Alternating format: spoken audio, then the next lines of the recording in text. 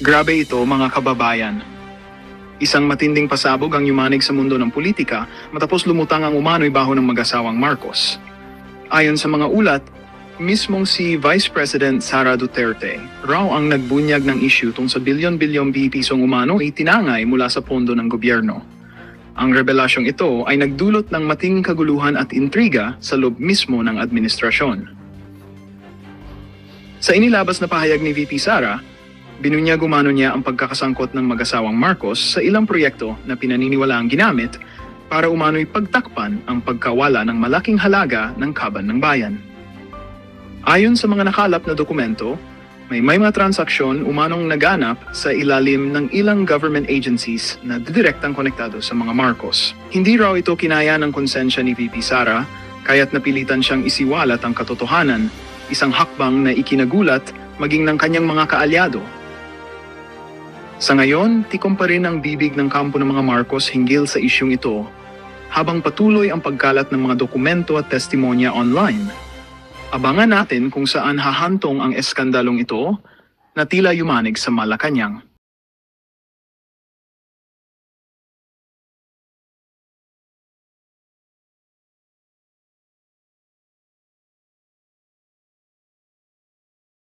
Maniwala ka, meron pa nga dyan, secretary sa ngayon. Hindi ko napapangalanan. But pwede kayong mag-research. Can you imagine, isang secretary na dati na-involved dito sa drugs? Yes, ngayon magiging secretary. I'm sorry, President BBM, pero alam nyo, dapat...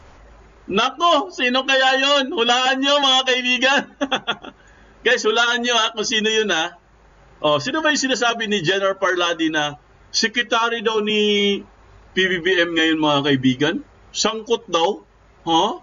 Sangkot daw? Naku, ano kaya? Sabit daw sabit sa pulburon? Sino kaya? Sino kaya siya? Pambihira naman, no?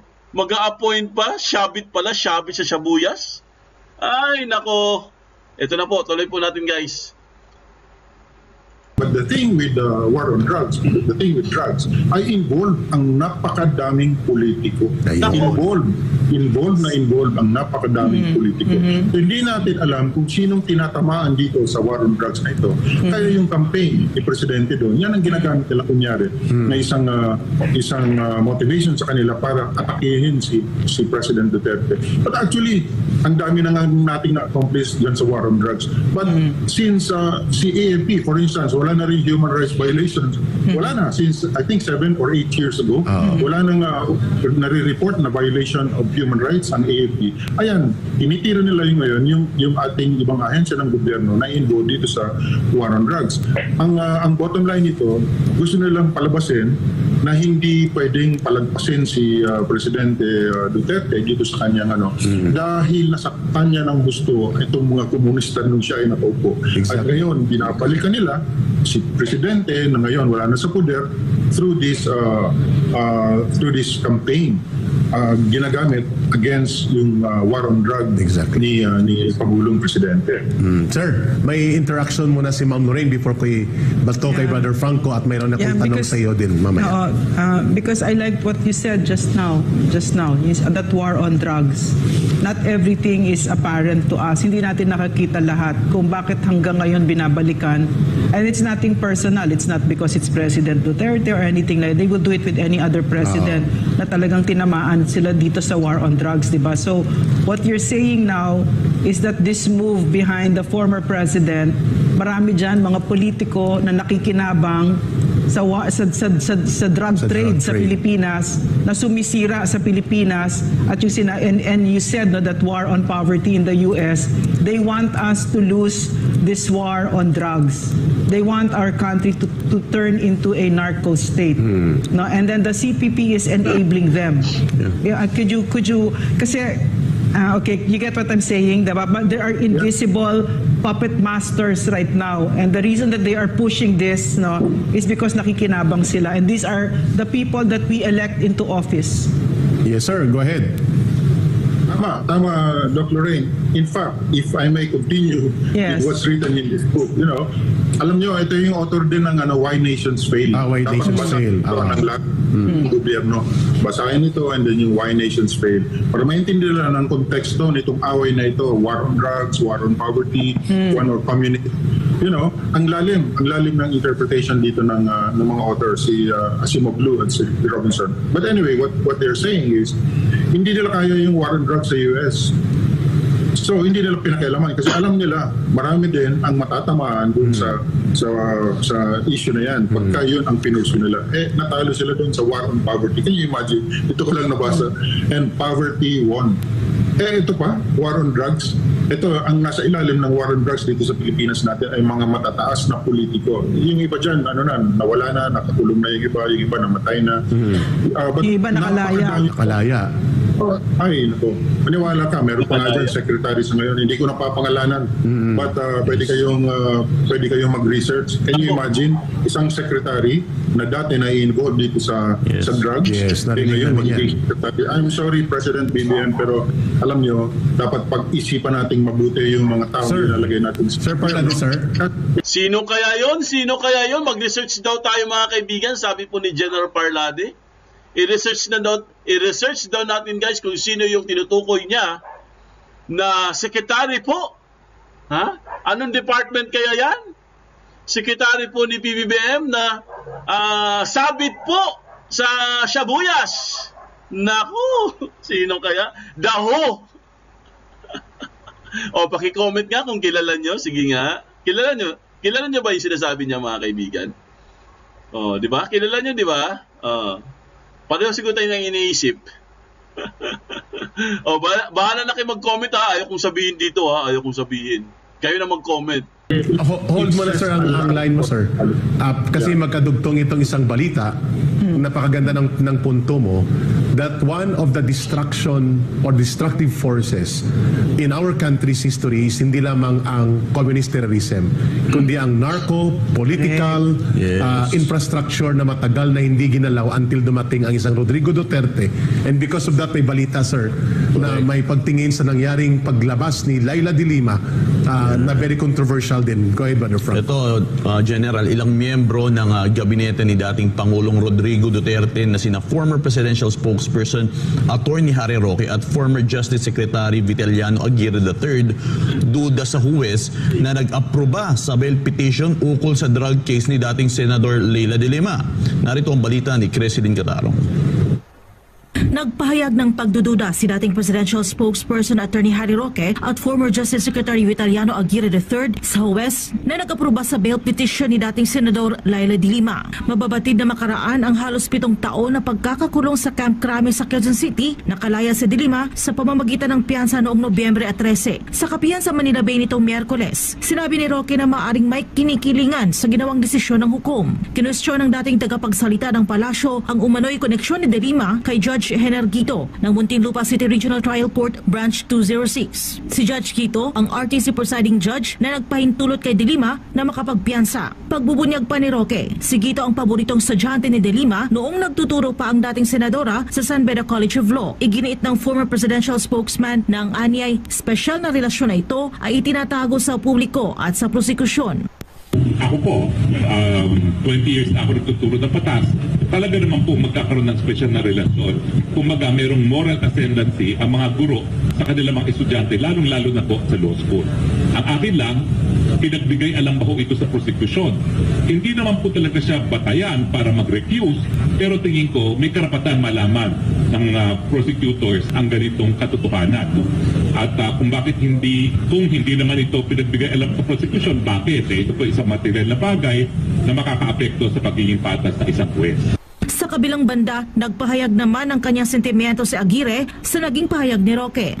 Anya, bago ang stint ni Quito bilang hukom ay malakas ang ebidensya kaugnay ng drug case laban kay de Lima. Sa katunayan anya, ang hinalinhan ni Quito na si Judge Romeo Buenaventura ay tinanggihan na ang naunang inihaing petition for bail ni de Lima. Katapos kong marinig kay Secretary Harry yung pagiging estudyante ni Judge Quito kay Secretary de Lima, so I called up the public prosecutor who is heading the case. Unang-una, sinabi niya sa akin na yan pala nag-file na ng motion for bail, petition for bail, si Secretary de Lima. Hinina yan noong si Judge Buenaventura. Nanindigan rin si Aguirre na masusing nirepaso ang mga kaso ng droga laban kay De Lima sa kabila ng banta ng huli na magsasampa ito ng counter charges laban sa masangkot sa kanyang pagkakakulong. Inilahad din ni Aguirre na ang pag-deny sa paunang petition for bail ni De Lima, ibig sabihin na para kay Judge Buenaventura, ang evidence of guilt ay napakalakas. Anong ibig sabihin ng denial? Ang ibig sabihin ng denial, kasi alam natin na lahat ng mga kaso is bailable except in capital offenses where the evidence of guilt is strong. Yes. Now, since it was denied by Judge Buenaventura, then it means that sa kanyang pananaw, malakas ang ebidensya. The evidence of guilt was strong. Pagkatapos na mapalitan si Judge Buenaventura ni Judge Quito, giit ni Aguirre ay kaduda-duda na ang naging findings ng bagong hukom sa kaso ng dating senadora. Pagkatapos doon, nang mapalitan si Judge Buenaventura ni Judge Quito, nag-motion for reconsideration ang defense, si De Lima. At nireview yan ni Judge Quito. Ano ang sabi ni Judge Quito sa kanyang decision para mabigyan ng piyansa or bail si De Lima? Sabi niya ganyan, napakahina pala naman ng kaso against Secretary De Lima. So, parang alam mo nang mabibigyan talaga ng bail at hindi lamang yun, ma-acquit na. Kasi complete opposite ng findings or nung ni Judge Buenaventura, yung findings naman ni Judge Quito. Sa pananaw naman ni Attorney Roque, valid ground ito para sa inhibition ng nasabing judge sa drug case ni De Lima. Matatandaang noong Hunyo, nag-inhibit si Judge Buenaventura sa kaso ni De Lima matapos mabunyag na ang kanyang kapatid ay nagsilbi bilang abogado para sa kapwa-akusado ni De Lima na si Ronnie Dayan na maituturing bilang conflict of interest. Yung naunang judge, na Judge Buenaventura, kung hindi ako nagkakamali, ay nag-inhibit dahil yung kapatid pala ay naging abogado ni Ronnie Dayan. So, nung siya ay pina-inhibit, nag-inhibit naman siya pero nagkaroon pa siya ng kasong administratibo. Inanunsyo pa nila na kinasuhan nila ng administrative case yung judge dahil hindi dinisclose. Kasi nga dapat maiwasan ang lahat ng bagay na magkakaroon ng alinlangan ng taong bayan na isang desisyon ay hindi patas. So ito po ngayon ang problema. Ngayong nabigyan ng kumpirmasyon ni Sec Aguirre na hindi alam ng public prosecutors yun, ano ngayon ang iisipin ng taong bayan, di ba? Dapat dinisclose at hinayaan magdesisyon ang public prosecutors mag-decide kung sila'y mamumove for inhibition on that ground. Naku, ibalik na po sa kulungan si Sabaquin. Yan ang pinakamaganda dyan. Ibalik na lang sa kulungan si Sabaquin. Ang dami palang lapses eh. Unang-una, nagpalit pala ng judge. Naku, yari.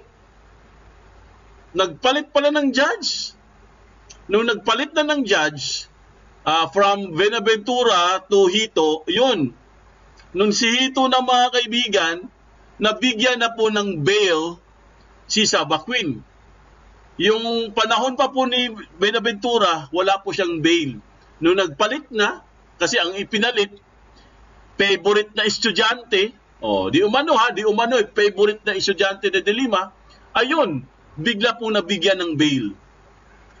Nagpalit pala. Sus, Maria Jose. Syempre, maraming pera yan si Sabaquin dahil, sabi ko nga sa inyo, MOOE niya, 500 million pesos na walang resibo. Malamang ginamit niya yung pera dyan.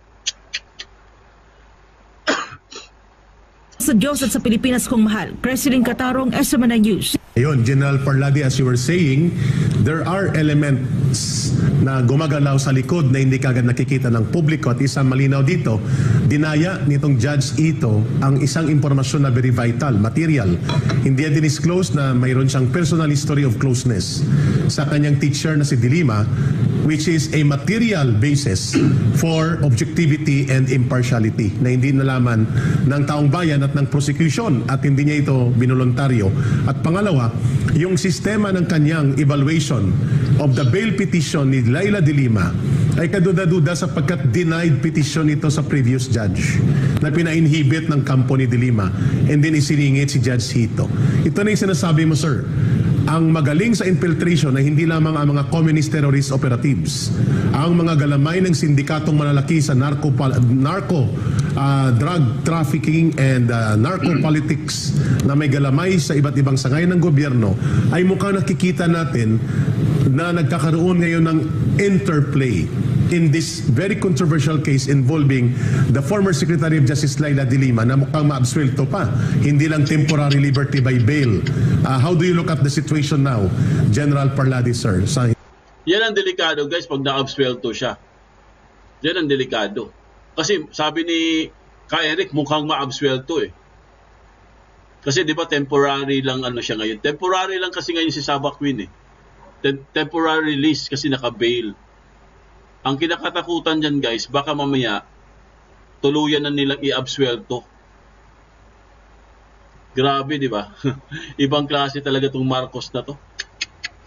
Hay, nako. Naharap natin ngayon. I think, Eric, hindi ko na masyadong dapat i-highlight kung ano yung mga obvious na mali doon sa mga decision na gano'n. Ito na, nagsalita na yung mga magagaling natin ng mga abogado, si Attorney Roque, former secretary, and then si Secretary Aguirre. Sila, lalo ang nakakaintindi doon. Sa atin naman, binabasa lang natin kung ano yung medyo nadidiscern natin sa mga galaw ng ibang sektor na halos hindi mo makita kung hindi malalim ang iyong research dito sa mga bagay-bagay na ito. Pero tama ka, Eric, tama yung mga punto ni na Secretary Roque at Secretary Aguirre. Malalim ito. At kung ito kung mananalo na naman itong mga utak dito sa drug problem natin dito sa Pilipinas. Saan na naman tayo pupulutin ito? So, babalik na naman tayo doon sa square one. Napakalaki na nung accomplish natin. Hindi pa natin tapos kasi 6 years lang yung panunungkulan ni President Duterte.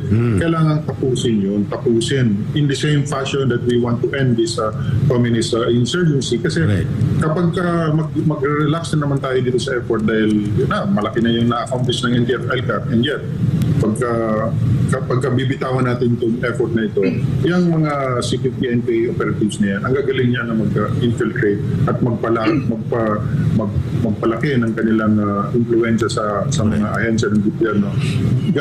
Darating ang araw, pagising natin, nandiyan na naman sila namamayagpag sa lahat ng sektor ng ating lipunan, including government agencies. Yes, sir. On that note, ma'am, idudugtong ko itong tanong, ma'am, before ko ibalik sa inyo ni Brother Franco, habang nandyan pa si General Parlade. Sir, hindi lang po International Criminal Court na pangingialam ang minaniobra ng Communist Party of the Philippines. Hindi lamang po ang gimmick sa impeachment na sumambulat sa kanila ng ang taong bayan na nagsalita, pati si Pangulong Bongbong Marcos Jr. ang minaniobra nila against kay Vice President Sara Duterte.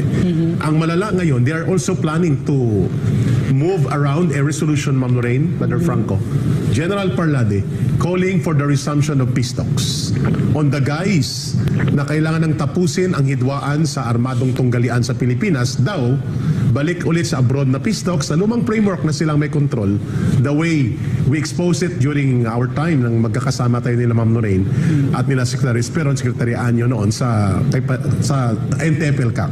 Ngayon, ang sabi nila, kung si Laila de Lima was granted bail petition in favor of her temporary liberty, why not palabasin na rin natin si Vicente Ladlad na Secretary General ng Communist Party ng mahuli during that time na nasa NTF-ELCAC, si Adelberto Silva, Renante Gamara, Ray Casambre, Gil Peralta, and Evangeline Ipong, puro Central Committee. Mga terorista. Mga teroristang may utang na dugo.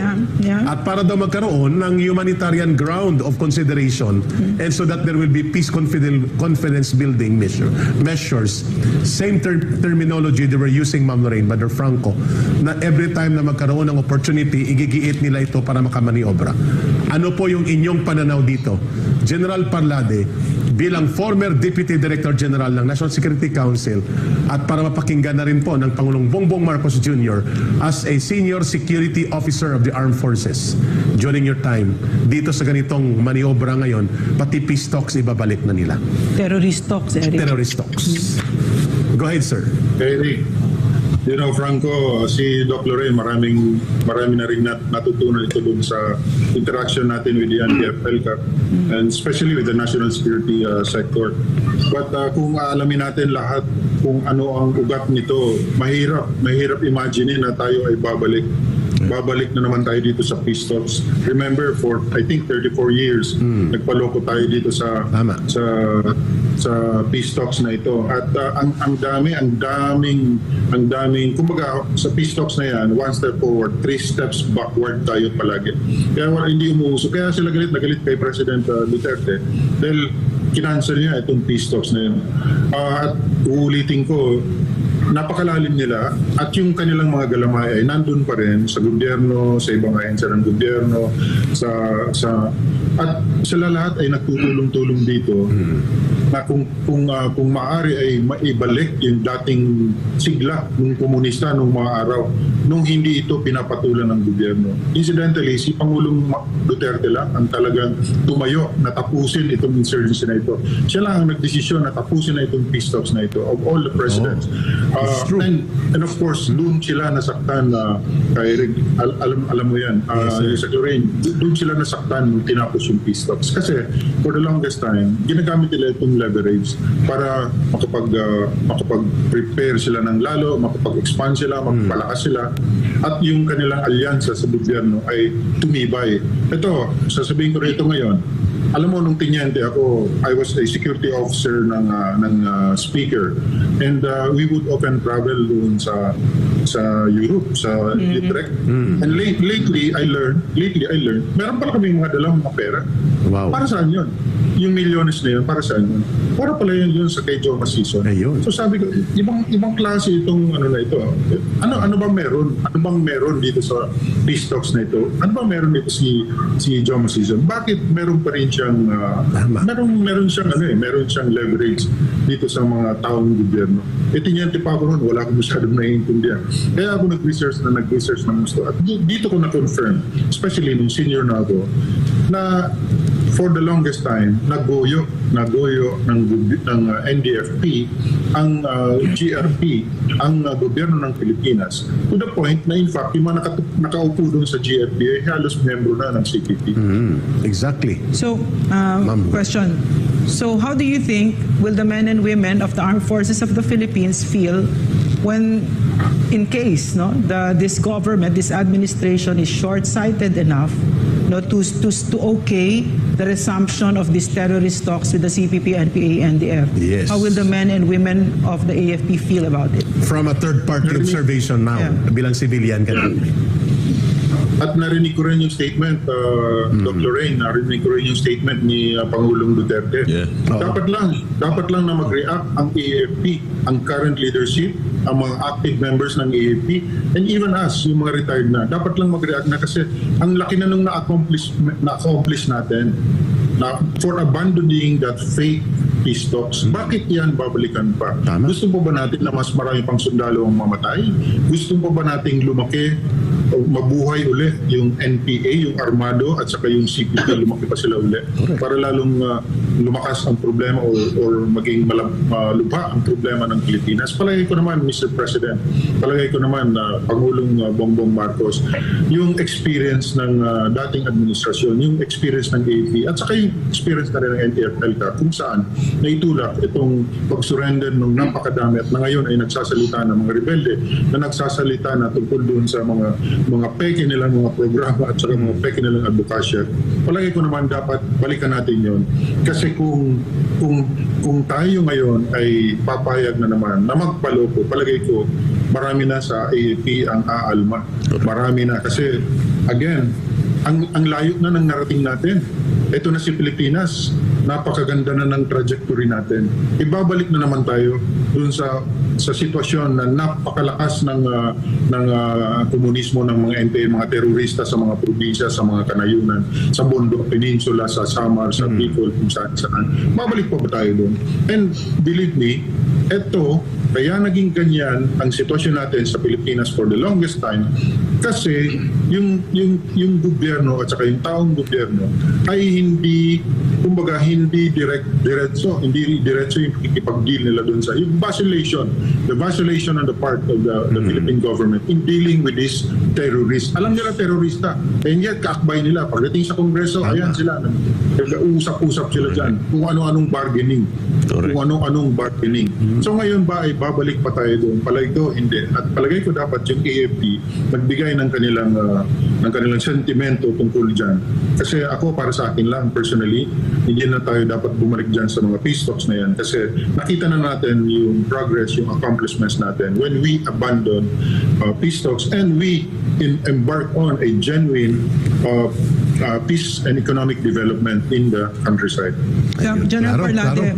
Yan po mga kaibigan, si General Parlade. Kasama po si Lorraine Badoy at si Ka Eric mga kaibigan. Napakaganda po ng kanilang mga pahayag patungkol po sa insurgency po ng Pilipinas. At of course, sa kaso po ni Saba Queen na dapat ibalik sa kulungan. Ibalik na lang sa kulungan. Ang dami palang lapses eh. Nililihim pala niya lahat eh, no? Nilihim niya yung classmate niya, yung estudyante niya, nilihim niya. Tapos yung